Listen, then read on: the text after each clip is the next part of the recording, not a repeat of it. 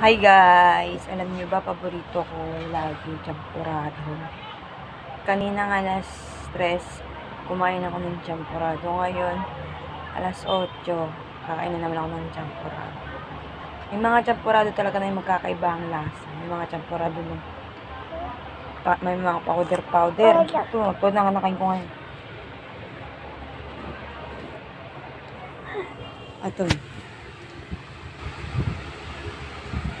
Powder, kumbaga parang mga chocolate pa sa butil-butil.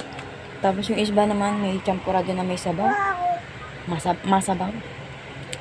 Pero yung gusto ko talaga na champurado yung na masabaw. Ayoko yung may powder ka ng chocolate pa tawag. Tsaka masyadong malasa. Ganito itong pangalawang champurado ko na. Siguro puro champurot na ako dito.